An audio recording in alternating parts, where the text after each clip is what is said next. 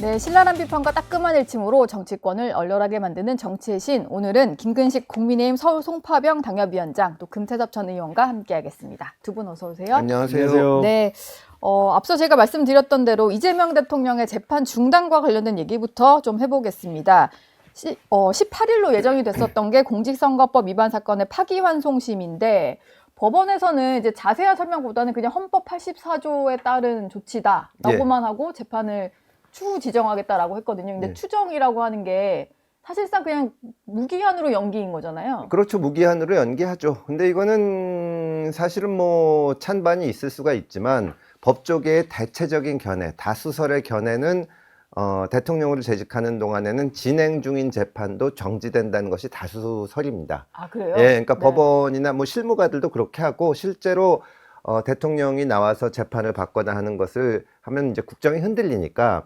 그런데 이제 헌법에는 재직 중에 형사상 소추되지 않는다라고만 돼 있지 진행 중인 재판에 관한 얘기는 없거든요, 직접적으로. 네. 그건 어떻게 보면은 헌법을 만들 때 설마 형사 재판을 받는 사람이 대통령이 될 거라고 생각을 못 한 거예요. 피고인 대통령이 나오겠느냐. 예, 그러니까 이제 이게 아주 물리적으로만 해석하면 대통령을 재직하고 있을 때 기소는 못 하지만 네. 이미 기소된 건 재판받을 수 있지 않냐는 주장을 할 수도 있는데 실제로 만약에 헌법을 만들 때 그거를 예상했으면 이거는 대통령이라 그래가지고 뭐 형벌을 면제해 주거나 하는 것이 아니라 재직 중에는 연기해 준다는 것이기 때문에 연기하는 것이 맞다고 대체로 받아들이고 있습니다. 어쨌든 재직 기간에는 국정 운영을 해야 되니까 예, 그렇습니다. 중단이 되는 것이 좀 법조계 다수설이다. 예. 근데 궁금한 것은 뭐 나머지 재판에 대해서는 그 개별 재판부가 입장을 내지는 않았는데 사실 이게 한번 이런 결정이 나오면 다른 재판부도 영향을 받을 것 같거든요. 그래서 사실상 모든 재판이 중단되지 않겠냐는 좀 관측이 나와요. 어떨까요? 그럴 것 같아요. 그 대선 이전에도 사실은 이게 파기환송심 날짜가 사실은 선거 이전에 잡혔었잖아요. 예, 5월 15일에. 네, 잡혔다가 이걸 또 한번 미뤘던 건데 그때 미룰 때도 한 재판부가 이렇게 먼저 미루니까 다른 관련된 재판부도 다 대선 이후로 미뤘거든요. 네. 그러니까 아마 뭐 직접 이 담당하고 있는 재판부 재판장님들이 만나서 서로 합의하지는 않았겠지만 먼저 아마 이 18일로 예정됐던 파기환송심이 추후 지정으로 하면 다른 재판부도 연달아서 그렇게 할 가능성이 높아 보여요. 네. 그리고 재직 중에 대통령이 대통령 업무를 수행해야 되는데 재판을 받고 다니는 것이 그 업무상의 안정성을 해친다는 의미도 분명히 있을 것 같긴 해요. 그래서 저는 이 부분에 대해서는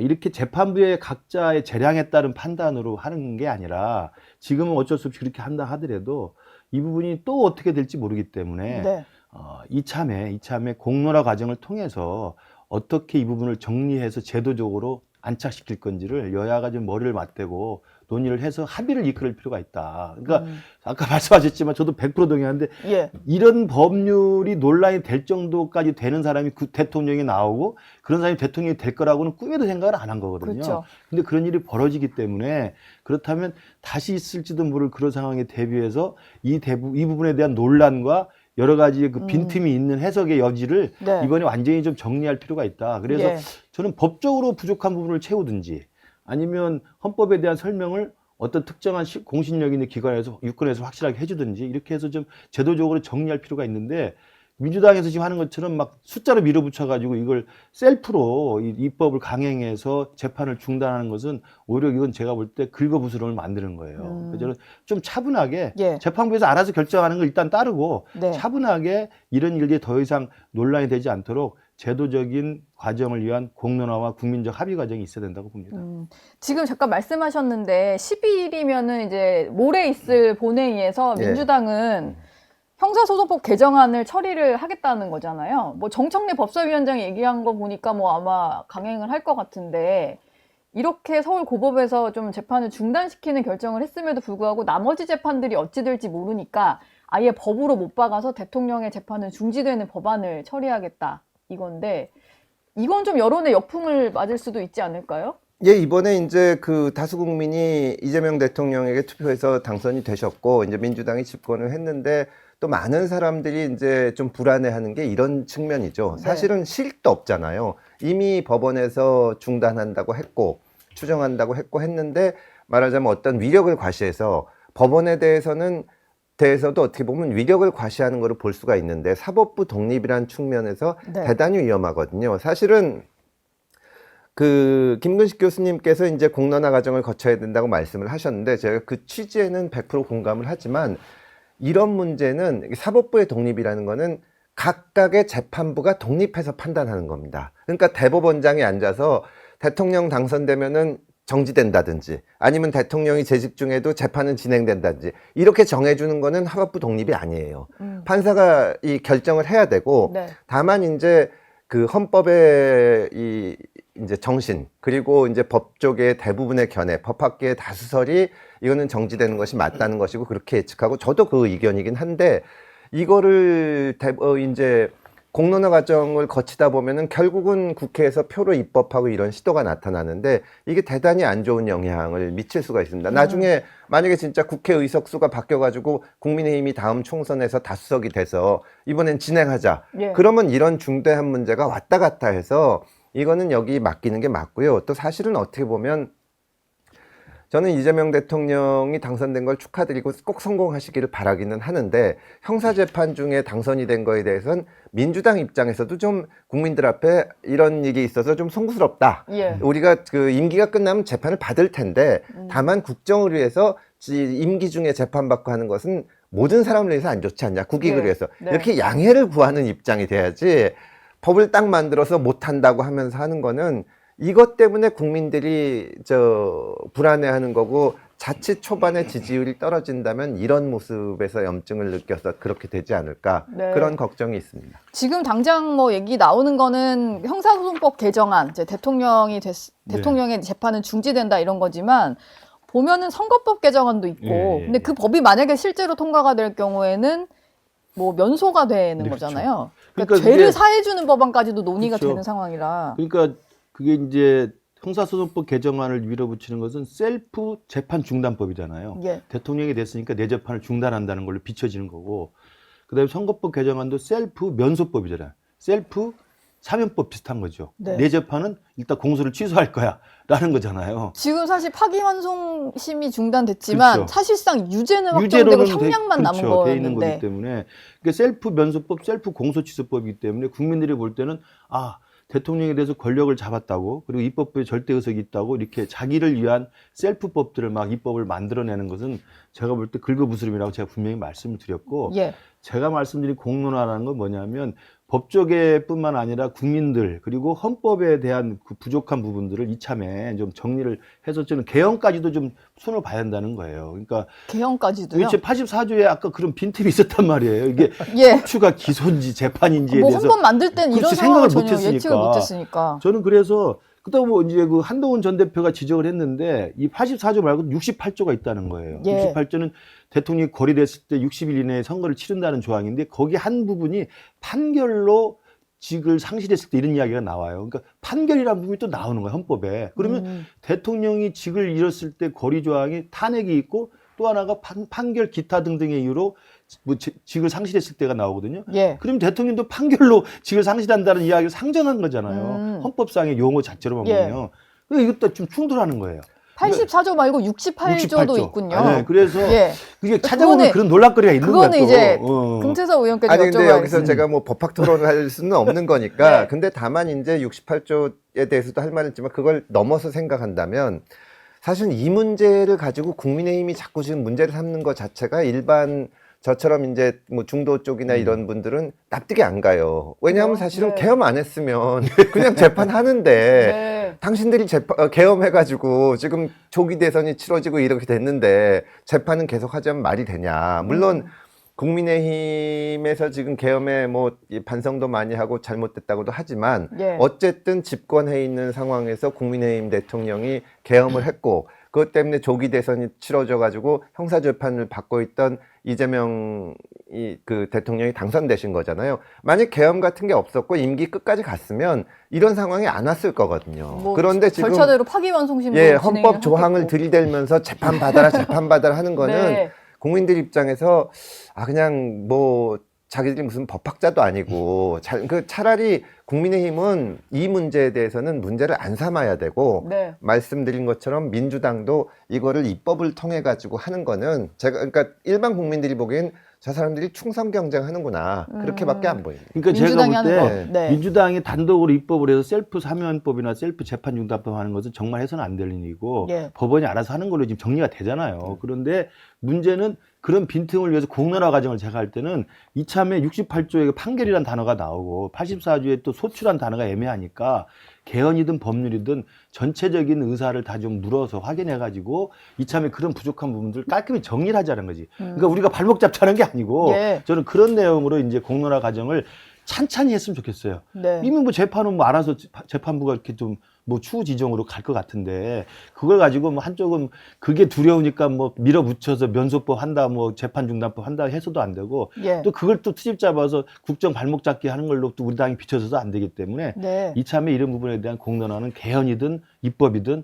그 빈틈을 좀 깔끔히 정리하는 노력을 하자는 거죠. 근데 논란거리가 이게 있으니까. 대통령이니까 그리고 이제 이재명 대통령을 뽑은 국민들도 이런 상황을 다 알고도 이제 투표를 해서 그렇죠. 대통령으로 선출을 한 거니까 뭐 이 대통령의 재판은 중단될 수 있다고 하지만 사실 관련된 인물들은 재판을 받고 있고 심지어 형이 확정된 분도 있잖아요. 그렇죠. 이화영 전 부지사 같은 경우는 대북 송금 이게 뭐 확정이 돼서 7년 8개월형을 받았는데 이게 이재명 당시 경기지사의 방북 비용을 보냈다는 건데 이거와 관련된 재판도 중단이 되는 거여서 이거 좀 형평성 논란이 있지 않을까요? 그 대통령이 재직 중 소추되지 않고 이 재임 중에 이 재판이 정지되는 거면 당연히 이제 어떻게 보면 원론적으로 형평성 문제가 생기죠. 예. 그렇게 따지면 박근혜 대통령은 사면됐는데 그 밑에 공범이라고 할 수 있는 최순실 씨는 살고 있잖아요. 최서원 씨는 아직도 이거는 정치적인 것이고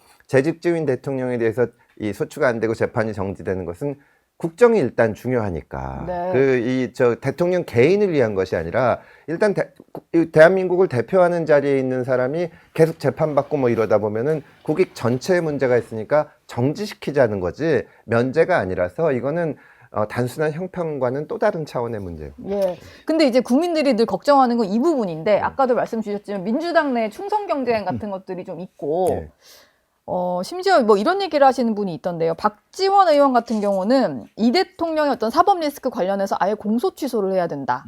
그러면서 도널드 트럼프 미국 대통령 사례를 좀 들었습니다.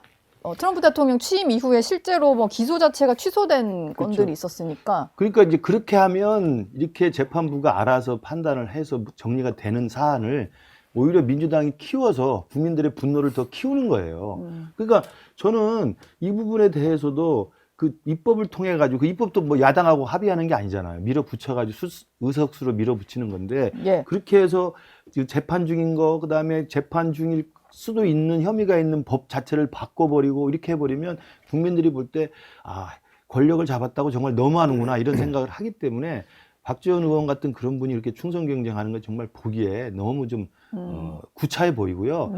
저는 그런 참에 차라리 나타나서 공범들은 유죄 확정돼가지고 징역을 살고 있고 대통령은 대통령으로 재판을 5년 동안 미뤄준 거 아니에요. 그러니까 국민들이 다 알아요. 대법원에서 파기환송했으면 맞아. 공직선거 뽑으면 벌금 100만 원 이상 나올 거야. 징역형이 나올 수도 있어. 알고 찍었기 때문에 5년을 연장해 주는 거거든요. 저는 대북선거도 이화영이가 7년 8개월 받았기 때문에 공범이면 어찌됐든 재판을 받아보면 대통령이 나중에 유죄 판결 나올 가능성이 높죠. 그러나 5년 뒤로 미뤄준 거예요. 그러니까 저는 좀 억울하긴 해도 5년 동안 대통령 하는 동안에는 만약에 재판부나 사법부 그렇게 판단했으면 좀 존중할 필요가 있다. 다만 국민들은 임기 끝나면 감옥 갈 수도 있어. 이 생각은 눈을 번쩍 뜨고 보고 있죠. 그런데 이제 만약에 제가 약간 농담 삼아서 그 좀 우려를 말을 보면 그런 식으로 입법부 힘을 밀어가지고 막 강제로 면소법, 셀프 사면법, 셀프 재판 중단법 하잖아요. 그러면 임기 후에도 끝나고 나서도 재판을 안 받게 하는 법을 안 한다는 보장이 없는 거예요. 지금 또 법을 만들 수 있거든요. 말은 공소 취소로 나왔는데 이걸 법으로 만들어서 실제로 법이다. 그러면 5년 동안은 자기가 재판을 안 받지만 퇴임하고 나서도 재판을 안 받게 하는 여러 가지 또 머리를 쓸 수도 있는 거죠. 저는 우리 당에서도 그런 우려는 분명히 하고 있어요. 그건 아니다. 대통령 하는 동안만 그냥 중단시킨 건데 대통령이 끝나면 당당하게 재판을 받아서 징역 갈 건 가라. 이렇게 해줘야 되는데 또 5년 안에 그 막강한 의석수를 가지고 퇴임 후에도 재판을 안 받게 하는 꼼수를 부릴 수도 있다. 저는 그런 우려가 있는 거죠.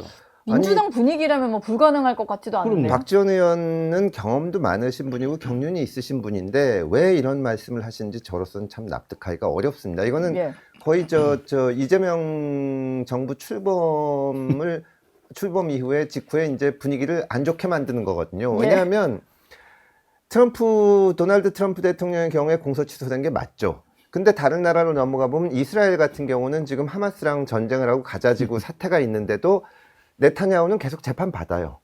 총리하면서 재판 받습니다. 네. 그러니까 그렇게 따지기 시작하면 끝도 없어요. 아, 다른 나라 케이스를 막 예, 갖다 그리고 붙이면 이게 박지원 의원님이 옛날 뿐이라서 그런지는 모르지만 옛날에는 미국이 민주주의의 아주 모범생이고 우리는 그거 따라가면 됐는데 네. 지금은 우리도 컸고 세계가 우리를 주목하거든요. 어떻게 하는지. 그러니까 지금 트럼프 대통령이 재직하고 있는 동안에 미국의 정치 상황을 보고 민주주의의 전범이다. 그런 얘기를 못 듣잖아요. 예. 왜 우리가 그걸 따라가서 네. 똑같이 취급을 받아야 되는지. 예. 저는 이재명 대통령이 재직 중에 재판을 안 받아야 된다고 아주 강력하게 생각을 하지만 민주당의 이런 태도, 그렇죠. 뭐 이런 것 때문에 정말 만약에 이재명 정부가 이번에도 우리 정부가 실패한다면, 대통령이 실패한다면 이런 태도 때문에 실패할 거다. 그렇게 생각합니다. 두 분 말씀은 일단 국정 운영이 우선이니까 네. 재판은 중단될 수 있지만 임기가 끝난 이후에까지도 중단되거나 아예 그렇죠. 그 와중에 죄를 사해버리면 안 된다. 뭐 이런 말씀이셨던 것 같아요. 근데 이게 논란이 있는 걸 이 대통령도 알 텐데 네. 그러면 민주당에서 추진하는 법안을 좀 앞장서서 뭐 처리를 좀 미뤄달라거나 뭐 저는 그런 얘기를 할 그 수도 있지 대법관 않을까요? 증언법 때 그랬는데 네. 사실은 또 이게 어떻게 보면은 법원하고 또 관계도 여러 가지가 있기 때문에 예. 이제 고차원적으로 보면 민주당에서 좀 이렇게 했을 때 대통령이 그러시면 안 된다. 이런 사실 리더십을 발휘하면 훨씬 좋아질 수 있거든요. 그거를 좀 해주셨으면 합니다. 그게 뭐 속내는 다르더라도 네. 역할 분담 그리고 식으로 할 수 그래야 있잖아요. 재직 예. 이후에도 오히려 형사적인 위험에서 벗어날 수가 있어요. 사실 예. 그런 식으로 가면 아이도 우리나라 대통령이 뭐 대통령마다 끝나고 감옥 가거나 불행한 이렇게 해서는 네. 안 되지 않냐. 그런 국민적인 여론이 생기려면 그런 모습을 먼저 보여야지 살려고 하면 죽는 거고 네. 죽으려고 하면 사는 거고 그게 예. 다 그렇습니다. 그러니까 초기에 취임에 이제 인선을 보면 인선이 나름대로 실용적 인사를 한 걸로 지금 나름대로 좋은 평가를 받잖아요. 네. 그런 맥락에서 보면 이 사안도 법원이 알아서 바짝 기어서 정리를 해줬지만 네. 이것 가지고 뭐 이것도 모자라니까 법으로 밀어붙여서 그냥 뒤에 단 1%의 가능성도 없이 다 막아버리겠다라고 하지 말고 지금 말씀하신 것처럼 대통령이 나서서 나의 사법 리스크와 관련된 것으로 오해로 비칠 수 있는, 오해를 살 수 있는 그런 과도한 입법은 자제하는 게 좋겠습니다. 예. 라고 하면 제가 볼 때 인기가 올라갈 거예요. 그렇지 않겠어요? 그럼 네. 박지원 의원 같은 거 깨갱깽깽 창피하게 꼴이 되는 거죠. 네. 그렇게 될 텐데 지금은 아직 말을 하지 않고 있어요. 그래서 저는 취임 초에 좀 인기를 좀 가지려면 예. 자기와 관련된 또 자기의 어떤 방탄과 관련된 그런 오해를 살 만한 짓은 대통령이 스스로 다 나서서 깔끔하게 정리해주고 나는 임기 5년 동안 열심히만 하겠다. 5년 뒤에 내가 징역을 살더라도 그때는 내가 할 테니까 알아서 할 테니까 민주당 가만히 있어달라라고 이야기를 하면 훨씬 멋있어질 것 같아요. 예. 뭐 한번 기대해 보겠습니다. 오늘도 뭐 발언을 할 만한 회의들이 있으니까요. 지금 국민의힘에서는 워낙 지금 민주당에게 권력이 집중되다 보니까 법사위원장은 이제 관례대로 야당이 좀 가져와야 된다 이런 얘기를 하고 있는데 주진우 의원이 이런 글을 올렸더니 정청래 위원장이 피식 웃음이 났다. 나는 반댈세 이런 식으로 글을 올렸는데 이건 좀 비아냥되는 말투였거든요. 우리 국회가 국민들한테 신임을 많이 못 받고 있는데 국회에 있어 보면은 그래도 오랜 세월에 걸쳐서 생긴 좋은 관행과 제도들이 있었거든요. 그 중에 하나가 뭐냐면 여야가 아니라 다수 의석을 가진 당이 의장을 하고 그다음 물론 의장은 당적을 이탈하지만 그다음에 이제 그 이 당이 법사위원장을 해서 서로 견제하게 하는 거거든요. 예. 근데 이게 없어졌습니다. 그리고 사실은 거기에는 민주당 책임이 커요.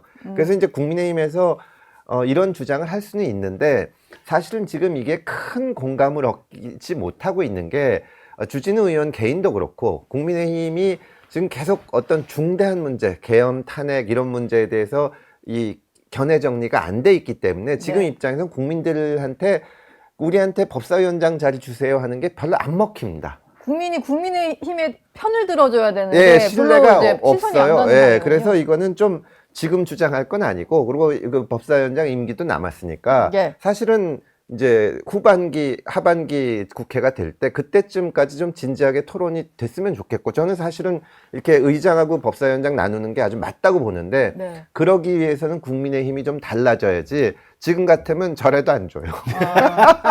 지금 같아서는 그러니까 법사위원장을 그 야당이 했던 건 우리 국회의 전통적인 관례였어요. 네. 왜냐하면 우리가 이제 법사위가 일종의 상원 역할을 하는 데기 때문에 그 일당 그 다수당의 독주를 막기 위해서 법사위원장을 야당에 줘서 일정 정도 제어 장치를 했던 게 맞는데 이게 21대 국회에서부터 엉망이 돼가지고 개원 협상 때부터 관행들이 다 깨지면서 이 개원 협상이 결렬되면 뭐 자기 마음대로 그냥 상임위원장을 가져갔던 거거든요. 그러니까 지난해 22대 국회 개원 때도 사실은 법사위원장을 그냥 여당이 가져간 거예요. 아니 그때는 야당이었죠. 근데 이제 여당이 됐으니까 돌려달라는 건 저는 의미 있는 주장이라고 봅니다. 그리고 이게 또 불가능한 것도 아닌 게 사실은 상임위원장 자리를 놓고 당 내부에서도 그렇고 의원들끼리도 각축이 벌어지기 때문에 2년짜리 1년씩 나누게 하는 경우도 있었단 말이에요. 그렇죠. 그러니까 1년 했으니 1년은 좀 다시 달라는 것도 말은 되는데 저도 지금은 타이밍은 좀 맞지 않다. 일단 이재명 대통령이 취임했으니까 하는 걸 좀 보고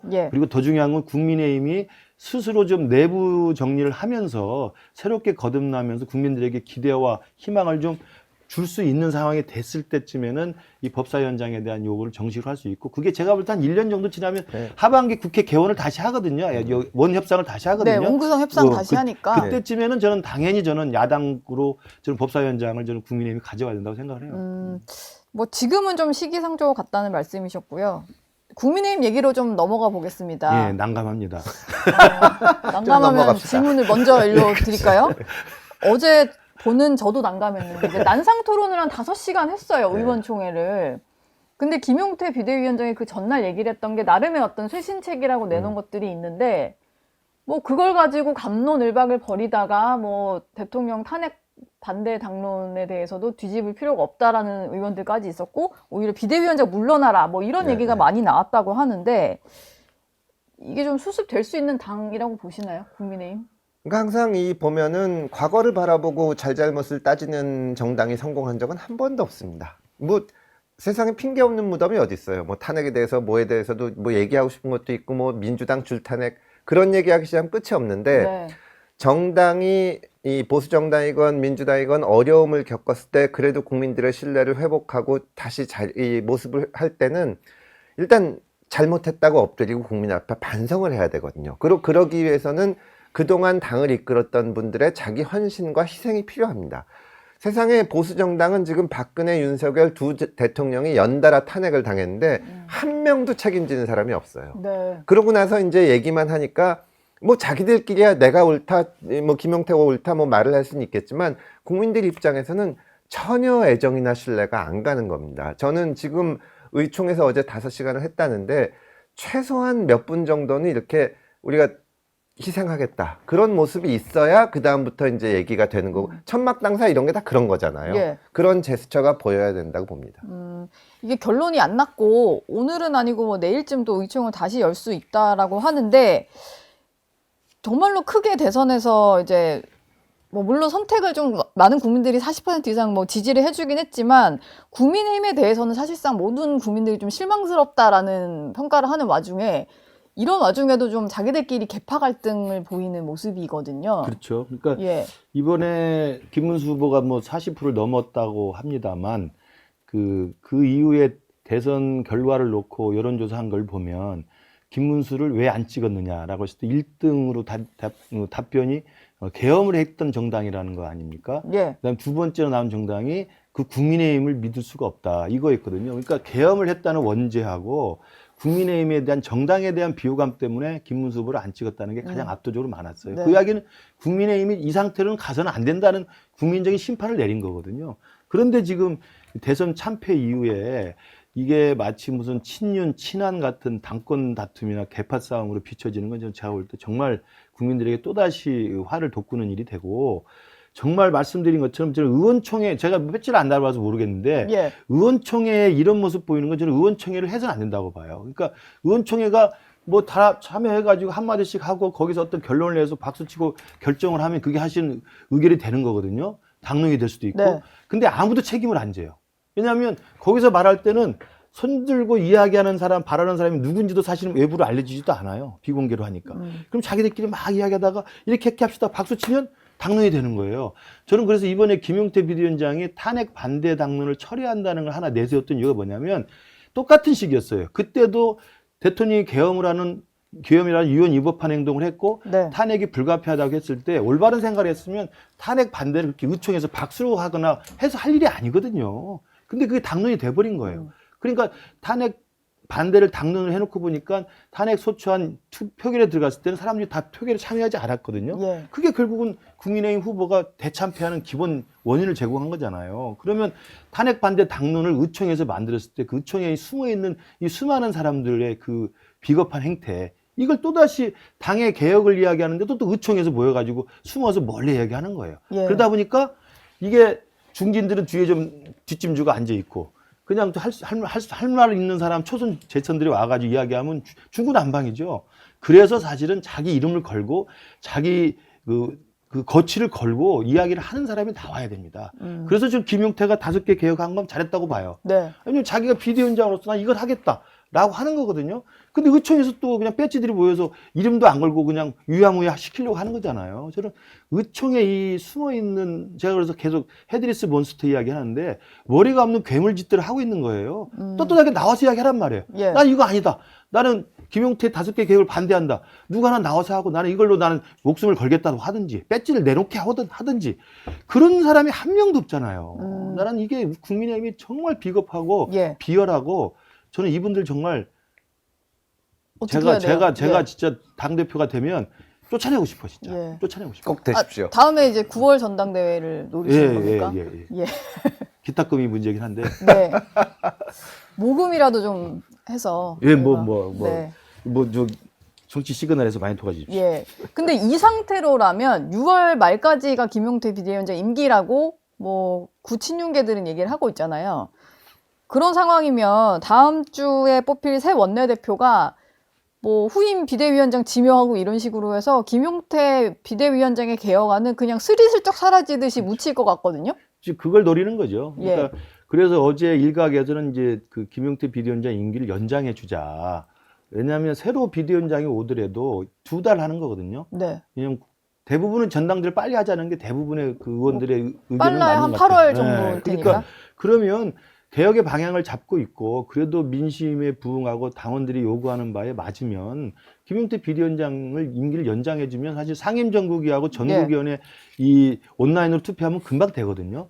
저는 그래서 그런 것들을 해줬으면 좋겠는데 지금 친윤들 헤드리스 몬스터에 누가 중심이고 누가 좌장이고 누가 지금 우두머리인지 모르겠어요. 네. 다 숨어 있어서. 근데 이분들 대충 분위기는 뭐 다음 주 월요일이면 원내대표 새로 뽑고 뭐 누가 될지는 뭐 대충 뭐 그럴 거 아니에요. 그럼 그 사람이 비대위원장 임명해버리면 이거 끝나는 거예요. 좌초되는 네. 거예요. 저는 그렇게 또 구렁이 담 넘어가듯이 넘어갈 거다. 그러면 국민들이 볼 때 저 당은 안 돼. 뭐 이런 식의 한숨밖에 안 나오거든요. 예. 저는 그래서 김용태 비대위원장의 5대 개혁이나 김용태 비대위원장이 6월 말로 임기가 만료돼서 개혁이 좌초되는 꼴, 저는 이걸 국민들한테 또 보여준다. 저는 우리 당이 또 하나의 희망을 버리는 거라고 생각합니다. 알겠습니다. 마지막으로 외교 얘기를 좀 두 분께 여쭙고 마무리를 할까 하는데요. 이 대통령이 지금 트럼프 대통령과 통화를 했고 어제는 이제 이시바 총리와도 통화를 했는데 보통의 순서로 본다면 뭐 문재인 전 대통령과 비교를 해야 될 것 같은데 미국, 중국, 일본 순으로 했었고 보통 보수 정권의 대통령들이 미일중 순서로 하더라고요. 예.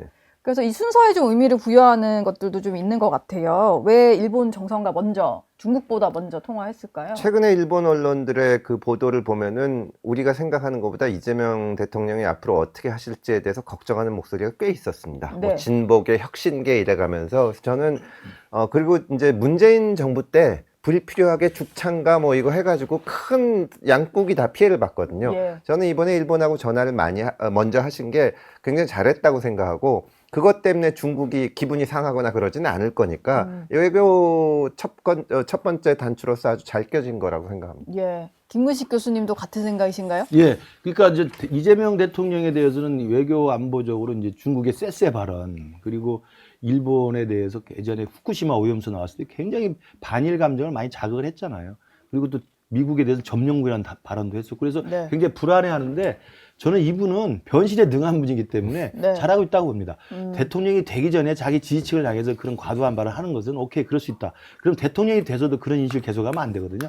그러니까 다행히 미국에 대해서도 모르죠. 이제 이번에 G7 가면 또 어떻게 될지 모르겠습니다만 네. 전 G7을 가겠다고 결정한 것도 저는 잘했다고 봅니다. 이게 사실 대통령 취임한 지 얼마 안 돼서 그런 다자무대에 가는 게 쉽지 않거든요. 첫 데뷔전이 다자 그렇죠. 외교인 거는 그게 대부분 내가 대통령이라도 대통령 취임한 걸 즐기고 싶지. 예. 취임하자마자 한 10일도 안 돼서 그런 데 가가지고 사람들 영어도 안 되는데 막 하는 거 쉽지 않거든요. 영어도 안 돼. 근데 이걸 예. 결정하고 보고, 야, 이재명이 일을 하는 사람이겠다는 생각이 들어요. 그래서 저는 외교 안보도 정말 후보 때 했던 그런 좀 편향된 우려할 만한 발언을 불식시키기 위해서라도 한미동맹 그리고 네. 한미일 협력 이 부분에 대해서 정말 중요하게 잘 해야 되고 저는 여기에 유성락 안보실장 역할이 상당히 있었다고 저는 짐작을 합니다. 마지막으로 짧게요. 한미동맹 중요성 얘기하셨는데 일부 국민의힘 중진 의원들 사이에서는 김민석 총리 후보자를 지명한 것 자체가 네. 과거에 어떤 반미 성향의 좀 네. 활동을 했던 이제 뭐 물론 대학 시절이긴 하지만 그게 좀 한미동맹에 악영향을 끼칠 수 있다라는 주장도 하시더라고요. 김민석 총리 후보자도 변실에 능한 사람이기 때문에 그 예. 생각 이미 버린 걸로 알고 있습니다. 아, 그래요? 제가 과거에 친하게 지냈기 때문에 압니다. 네, 그거 이미 갖고 버렸나요? 트집 짤 필요는 없고요. 오히려 과거에 정치자금법 위반으로 징역 사는 거, 뭐 이런 비리를 이야기하는 게 낫지 무슨 뭐 과거 학생운동을 했다고 총리 후보자가 문제가 있다는 것은 제가 볼 때 그건 잘못된 접근이라고 봐요. 예, 알겠습니다. 두 분 말씀은 여기서 마무리하겠습니다. 감사합니다. 고맙습니다.